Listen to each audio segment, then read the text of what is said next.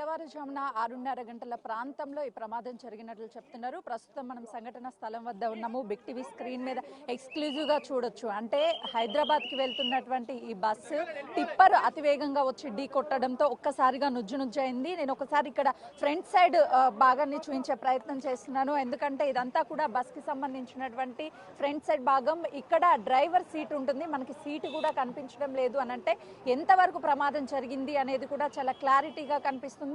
Bus ముందు భాగం అంతా కూడా నుజ్జునుజ్జైంది. ఎందుకనంటే ఎగ్జాక్ట్ గా ఎదురుగా వస్తున్నటువంటి నిండు టిప్పర్, కంకరాలతో ఉన్నటువంటి టిప్పర్ ఒక్కసారిగా బస్సు సగభాగం వరకు కూడా దూసుకు వెళ్ళినటువంటి సిచ్యువేషన్ ఉంది. దాంతో ఇక్కడ కూర్చున్నటువంటి డ్రైవర్ మొత్తం కూడా నుజ్జునుజ్జు అయిపోయాడు. లోపల ఉన్నటువంటి ప్రయాణికులు అంటే బస్ కి సంబంధించి ఇటు రైట్ సైడ్ డ్రైవర్ కూర్చున్నాడు. ఇక్కడ ఉన్నటువంటి సీట్స్ అన్ని కూడా దాదాపు 5 రోళ్ల వరకు ఈ కంకర రాళ్ల కింద పడిపోయినటువంటి సిచ్యువేషన్ కనిపిస్తుంది. పైన ఉన్నటువంటి టాప్ అండ్ మొత్తం కూడా పోయింది. అంటే టిప్పర్ అతివేగంగా రావడమే ఈ ఘటనకి ప్రధాన కారణం అని చెప్తున్నారు. ఇప్పటికే రెస్క్యూ టీమ్ అంతా కూడా ఇక్కడికి చేరుకొని ఇదంతా క్లియర్ చేశారు. ప్రస్తుతానికి అటు రెస్క్యూ టీమ్ తో పాటు ట్రాఫిక్ పోలీసులంతా కూడా క్లియర్ చేస్తున్నారు. దాదాపు ఈ టిప్పర్ ఉన్నటువంటి సగభాగం అంతా ఈ బస్సులోకి చొచ్చుకుపోయినటువంటి విజువల్స్ బిగ్ టీవీ స్క్రీన్ మీద చూడొచ్చు. కొద్దిసేపటి క్రితమే 2 జేసీబీల సహాయంతో మొత్తాన్ని కూడా క్లియర్ చేశారు. అంటే బస్సుకి 2 సైడ్లో కూడా సేమ్ యాజ్ గా ఇదే సిచ్యువేషన్ ఉంది. ఇటు సైడ్ లెఫ్ట్ సైడ్ కూర్చున్నటువంటి వాళ్ళ సీట్లు కూడా మొత్తం ముందుకు పడిపోయాయి. అంటే ఆ ఓవర్ స్పీడ్ గా వస్తున్నటువంటి టిప్పర్ వచ్చినటువంటి సమయంలో ఈ ప్రయాణికులంతా ఒక్కసారిగా ముందుకు పడిపోయినటువంటి పరిస్థితి చోటు చేసుకుంది. రెగ్యులర్ గా కూడా ఇటు భారీ వాహనాలు అంటే రాత్రి వేళల్లో టిప్పర్లు కావచ్చు, లారీలు లోడింగ్స్ తో వెళ్తూ ఉంటాయి. ఉదయం 6:30 గంటల ప్రాంతంలో ఒక్కసారిగా హైదరాబాద్ కి వెళ్తున్నటువంటి ఈ బస్ కి ఇటు చేవెళ్ళ వస్తున్నటువంటి లారీ ఆపోజిట్ గా వచ్చి టిప్పర్ ఢీకొందని చెప్తున్నారు.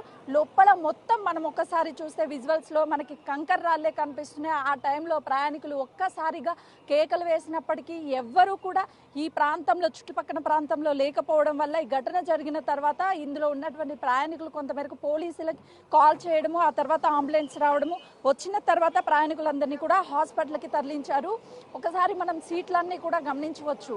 కంకర రాళ్లతో పూర్తిగా బస్ అనేది నిండిపోయింది. అంటే ఓవర్ స్పీడ్గా వచ్చినటువంటి టిప్పర్ ఎంత ఓవర్ స్పీడ్గా వచ్చుంటే ఆ లోపల ఉన్నటువంటి కంకర్ మొత్తం కూడా బస్సులో పడింది అనేది మనకు కనిపిస్తుంది. ఒక్కసారి బస్ భాగాన్ని మొత్తాన్ని కూడా పరిశీలించవచ్చు.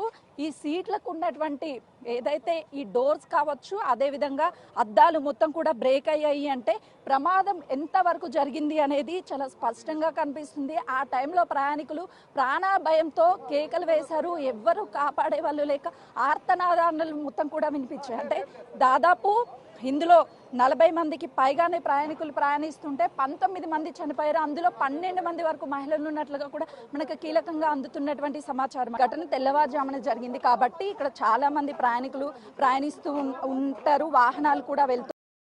ఈ ఘటన జరిగిన కొంతమంది అయితే మాత్రము చూసాము అని చెప్తున్నారు. వాళ్ళతో కూడా మాట్లాడించే ప్రయత్నం చేద్దాం. ఎందుకంటే గతంలో ఇలాంటి ఘటనలు ఎప్పుడైనా జరిగాయా, ఇదే ఫస్ట్ టైం అని చెప్పేసి.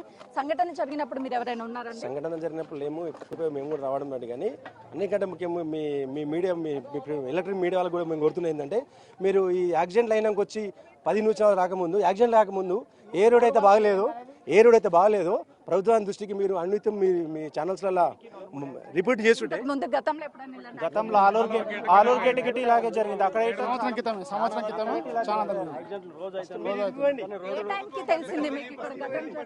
ఇప్పుడు పొద్దుగాల 6:30 గంటలకు స్టార్ట్ అయింది. ఏం దెబ్బ ఛానల్ రోడ్డు ఎప్పుడు మంచిగా చేస్తలేరు. అయితే మాట్లాడారు కానీ రోడే చేస్తలేరు. ఓవర్ స్పీడ్ వస్తూ ఉంటాయా వాహనాలు?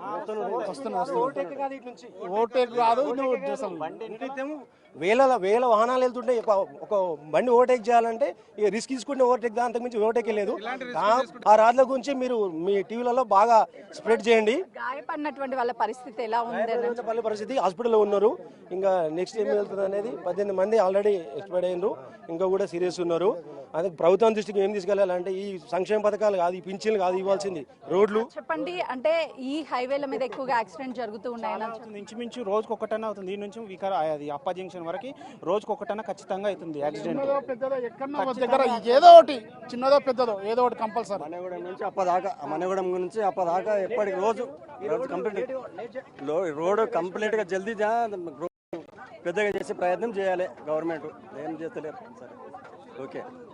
ఒక్కరోజని అది చూస్తున్నాం కదా. అయితే బస్సు ఓవర్ స్పీడ్ రావడమే ప్రధాన కారణం. అటు లారీ ఓవర్ స్పీడ్ కావచ్చు, అదేవిధంగా వాహనాలు కావచ్చు ఓవర్ స్పీడ్ వస్తుంటాయి.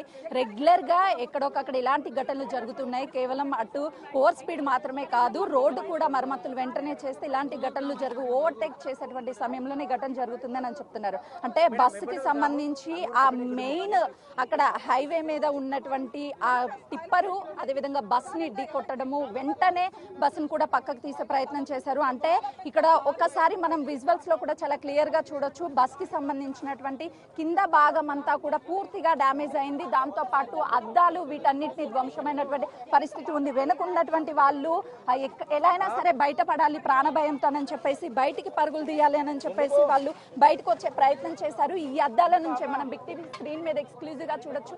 ఈ మిర్రర్స్ లో నుంచే వెనుకున్నటువంటి వాళ్ళకి ఎలాంటి ప్రమాదం జరగలేదు. చిన్న చిన్న గాయాలవడంతో వెంటనే ఇందులో నుంచి బయటికి కిందకి దూకి వాళ్ళ ప్రాణాలను కాపాడుకున్నారు.